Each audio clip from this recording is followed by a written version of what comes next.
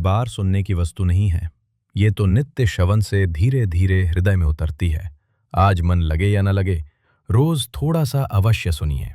कभी ऊब लगे तो भी बंद मत करना, कभी मन न करे तब भी एक श्लोक सुन लेना, क्योंकि श्रीमद् भगवत आवाज से नहीं, निरंतरता से असर करती है।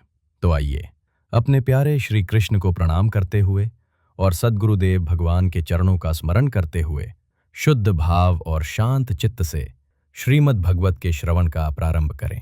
तो चलिए बढ़ते हैं अगले अध्याय। अथ तृतीयो अध्याय, भक्ति के कष्ट की निवृत्ति। नारद जी कहते हैं, अब मैं भक्ति, ज्ञान और वैराग्य को स्थापित करने के लिए प्रयत्न पूर्वक श्री सुखदेव जी के कहे हुए भागवत शास्त्र की कथा द्वारा उज्ज्वल ज्ञान यज्ञ करूंगा। ये यज्ञ मुझे कहाँ करना चाहिए? आप इसके लिए कोई स्थान बता दीजिए। आप लोग वेद के पारगामी हैं, इसलिए मुझे इस शुक शास्त्र की महिमा सुनाइए।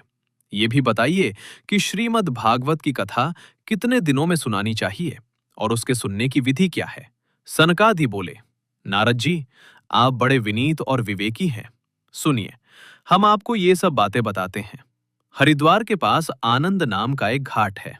वहां अनेकों ऋषि रहते हैं तथा देवता और सिद्ध लोग भी उसका सेवन करते रहते हैं।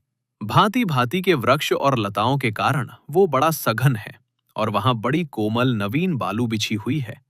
वो घाट बड़ा ही सुरम्य और एकांत प्रदेश में है। वहां हर समय सुनहले कमलों की सुगंध आया करती है। उसके आसपास रहने वाले सिंह, हाथी आदि परस्पर विरोधी जीवों के चित्त में भी वैर भाव नहीं है। वहां आप बिना किसी विशेष प्रयत्न के ही ज्ञान यज्ञ आरंभ कर दीजिए। उस स्थान पर कथा में अपूर्व रस का उदय होगा। भक्ति भी अपनी आंखों के ही सामने निर्बल और जराजीर्ण अवस्था में पड़े हुए ज्ञान और वैराग्य को साथ लेकर वहां आ जाएगी। क्योंकि जहां भी श्रीमद् भागवत की कथा होती है, वहां ये भक्ति आदि अपने आप पहुंच जाते हैं। वहां कानों में कथा के शब्द पड़ने से ये तीनों तरुण हो जाएंगे। सूत जी कहते हैं, इस प्रकार कहकर नारद जी के साथ सनकादि भी श्रीमद् भागवत कथामृत का पान करने के लिए वहां से तुरंत गंगा तट पर चले आए। जिस समय वे तट पर पहुंचे, भूलोक, देवलोक और ब्रह्मलोक सभी जगह इस कथा का हल्ला हो गया। जो जो भगवत कथा के रसिक विष्णु भक्त थे, वे सभी श्रीमद् भागवतामृत का पान करने के लिए सबसे आगे दौड़ दौड़ कर आने लगे।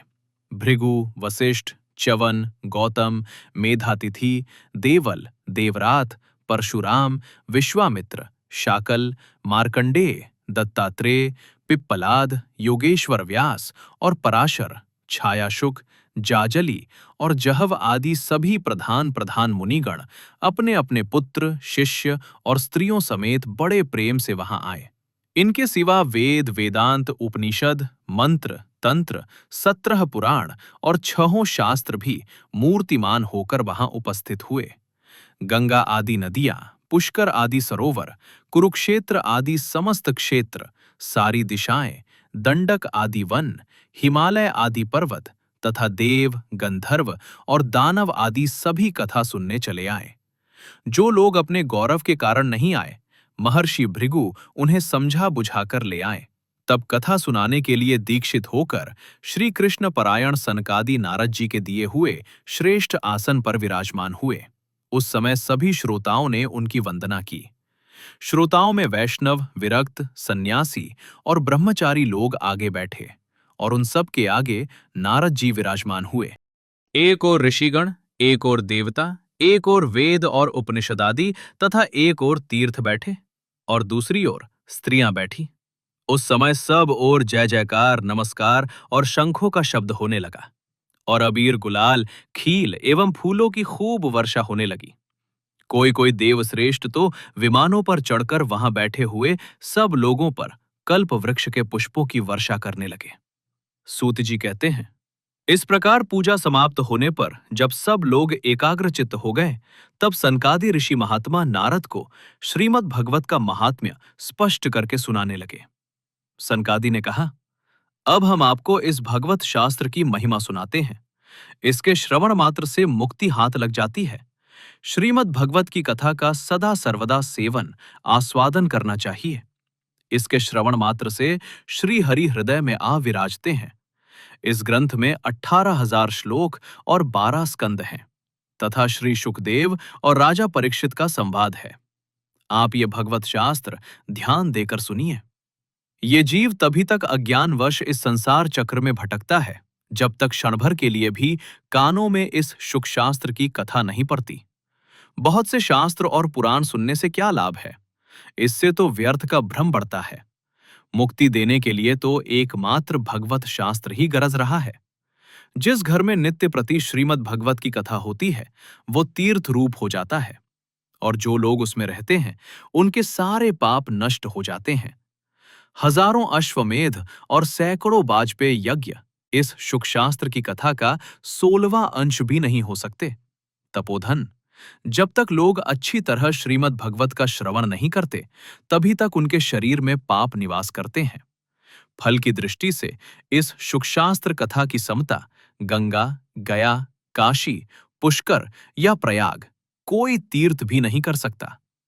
यदि आपको परम गति की इच्छा है तो अपने मुख से ही श्रीमद् भगवत के आधे अथवा चौथाई श्लोक का भी नित्य नियम पूर्वक पाठ कीजिए।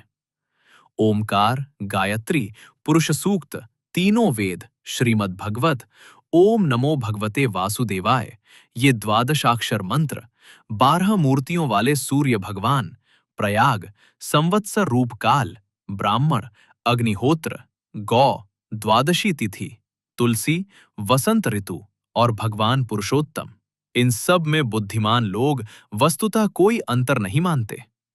जो पुरुष अहरनिश अर्थ सहित श्रीमद् भगवत शास्त्र का पाठ करता है उसके करोड़ों जन्मों का पाप नष्ट हो जाता है, इसमें तनिक भी संदेह नहीं है।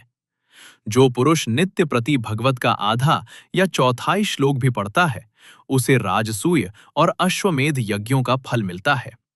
नित्य भगवत का पाठ करना, भगवान का चिंतन करना, तुलसी को सींचना और गौ की सेवा करना, ये चारों समान है। जो पुरुष अंत समय में श्रीमद् भगवत का वाक्य सुन लेता है उस पर प्रसन्न होकर भगवान उसे वैकुंठ धाम देते हैं। जो पुरुष इसे सोने के सिंहासन पर रखकर विष्णु भक्त को दान करता है वो अवश्य ही भगवान का सायुज्य प्राप्त करता है। जिस दुष्ट ने अपनी सारी आयु में चित्त को एकाग्र करके श्रीमद् भगवतामृत का थोड़ा सा भी रसास्वादन नहीं किया उसने तो अपना सारा जन्म चांडाल और गधे के समान व्यर्थ ही गमा दिया। वो तो अपनी माता को प्रसव पीड़ा पहुंचाने के लिए ही उत्पन्न हुआ। जिसने इस शुकशास्त्र के थोड़े से भी वचन नहीं सुने वो पापात्मा तो जीता हुआ ही मुर्दे के समान है। पृथ्वी के भार स्वरूप उस पशुतुल्य मनुष्य को धिक्कार है।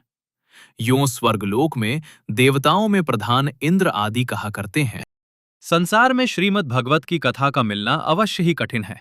जब करोड़ों जन्मों का पुण्य होता है तभी इसकी प्राप्ति होती है। नारद जी, आप बड़े ही बुद्धिमान और योगनिधि हैं। आप प्रयत्न पूर्वक कथा का श्रवण कीजिए। इसे सुनने के लिए दिनों का कोई नियम नहीं है, इसे तो सर्वदा ही सुनना अच्छा है। इसे सत्य भाषण और ब्रह्मचर्य पालन पूर्वक सर्वदा ही सुनना श्रेष्ठ माना गया है, किंतु कलयुग में ऐसा होना कठिन है। इसलिए इसकी शुकदेव जी ने जो विशेष विधि बताई है वो जान लेनी चाहिए। कलयुग में बहुत दिनों तक चित्त की वृत्तियों को वश में रखना, नियमों में बंधे रहना और किसी पुण्य कार्य के लिए दीक्षित रहना कठिन है। इसलिए सप्ताह श्रवण की विधि है। श्रद्धा पूर्वक कभी भी श्रवण करने से अथवा माघ मास में श्रवण करने से जो फल होता है वही फल श्री शुकदेव जी ने सप्ताह श्रवण में निर्धारित किया है। मन के असंयम, रोगों की बहुलता और आयु की अल्पता के कारण तथा कलयुग में अनेकों दोषों की संभावना से ही सप्ताह श्रवण का विधान किया गया है। जो फल तप, योग और समाधि से भी प्राप्त नहीं हो सकता वो सर्वांग रूप में सप्ताह श्रवण से सहज में ही मिल जाता है। सप्ताह श्रवण यज्ञ से बढ़कर है, व्रत से बढ़कर है, तप से कहीं बढ़कर है, तीर्थ सेवन से तो सदा ही बड़ा है, योग से बढ़कर है, यहां तक कि ध्यान और ज्ञान से भी बढ़कर है। अजी, इसकी विशेषता का कहां तक वर्णन करें, ये तो सभी से बढ़ चढ़कर है। शौनक जी ने पूछा, सूत जी, ये तो आपने बड़े आश्चर्य की बात कही। अवश्य ही ये भागवत पुराण योग वेत्ता ब्रह्मा जी के भी आदि कारण श्री नारायण का निरूपण करता है, परंतु ये मोक्ष की प्राप्ति में ज्ञान आदि सभी साधनों का तिरस्कार करके इस युग में उनसे भी कैसे बढ़ गया? सूत जी ने कहा, शौनक जी, जब भगवान श्री कृष्ण इस धराधाम को छोड़कर अपने नित्य धाम को जाने लगे, तब उनके मुखारविंद से एकादश स्कंद का ज्ञानोपदेश सुनकर भी उद्धव जी ने पूछा।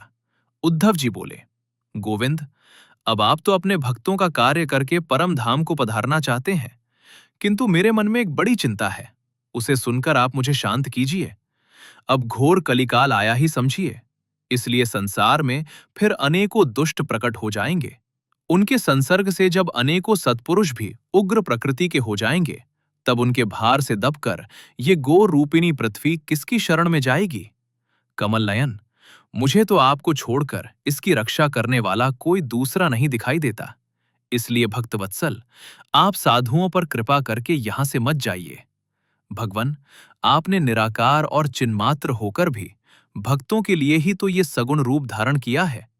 फिर भला आपका वियोग होने पर वे भक्तजन पृथ्वी पर कैसे रह सकेंगे? निर्गुणोपासना में तो बड़ा कष्ट है, इसलिए कुछ और विचार कीजिए। प्रभास क्षेत्र में उद्धव जी के ये वचन सुनकर भगवान सोचने लगे कि भक्तों के अवलंब के लिए मुझे क्या व्यवस्था करनी चाहिए। शौनक जी, तब भगवान ने अपनी सारी शक्ति भागवत में रख दी। वे अंतर्धान होकर इस भागवत समुद्र में प्रवेश कर गए। इसलिए ये भगवान की साक्षात शब्दमयी मूर्ति है। इसके सेवन, श्रवण, पाठ अथवा दर्शन से ही मनुष्य के सारे पाप नष्ट हो जाते हैं। इसी से इसका सप्ताह श्रवण सबसे बढ़कर माना गया है, और कलयुग में तो अन्य सब साधनों को छोड़कर यही प्रधान धर्म बताया गया है।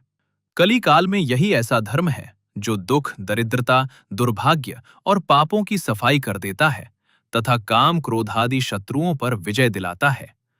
अन्यथा भगवान की इस माया से पीछा छुड़ाना देवताओं के लिए भी कठिन है। मनुष्य तो इसे छोड़ ही कैसे सकते हैं? अतः इससे छूटने के लिए भी सप्ताह श्रवण का विधान किया गया है। सूत जी कहते हैं, शौनक जी, जिस समय सनकादि मुनीश्वर इस प्रकार सप्ताह श्रवण की महिमा का बखान कर रहे थे, उस सभा में एक बड़ा आश्चर्य हुआ। उसे मैं तुम्हें बतलाता हूं, सुनो। वहां तरुण अवस्था को प्राप्त हुए अपने दोनों पुत्रों को साथ लिए विशुद्ध प्रेम रूपा भक्ति बार बार श्री कृष्ण, गोविंद, हरे मुरारे, हे नाथ, नारायण, वासुदेव आदि भगवान नामों का उच्चारण करते हुए अकस्मात प्रकट हो गईं। सभी सदस्यों ने देखा कि परम सुंदरी भक्ति रानी भागवत के अर्थों का आभूषण पहने वहां पधारी। मुनियों की उस सभा में सभी ये तर्क वितर्क करने लगे कि ये यहां कैसे आईं, कैसे प्रविष्ट हुईं। तब सनकादि ने कहा, ये भक्ति देवी अभी अभी कथा के अर्थ से निकली हैं। उनके ये वचन सुनकर भक्ति ने अपने पुत्रों समेत अत्यंत विनम्र होकर सनत कुमार जी से कहा। भक्ति बोली, मैं कलयुग में नष्ट प्राय हो गई थी।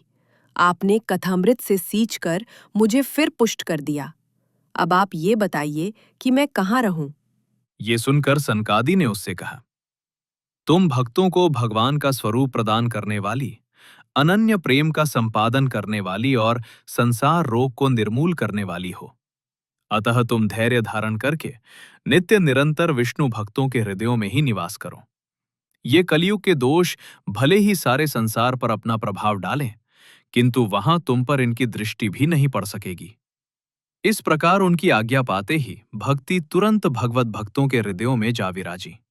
जिनके हृदय में एकमात्र श्री हरि की भक्ति निवास करती है, वे त्रिलोकी में अत्यंत निर्धन होने पर भी परम धन्य हैं, क्योंकि इस भक्ति की डोरी से बंध कर तो साक्षात भगवान भी अपना परम धाम छोड़कर उनके हृदय में आकर बस जाते हैं। भूलोक में ये भागवत साक्षात पर ब्रह्म का विग्रह है। हम इसकी महिमा कहाँ तक वर्णन करें? इसका आश्रय लेकर इसे सुनाने से तो सुनने और सुनाने वाले दोनों को ही भगवान श्री कृष्ण की समता प्राप्त हो जाती है। अतः इसे छोड़कर अन्य धर्मों से क्या प्रयोजन है?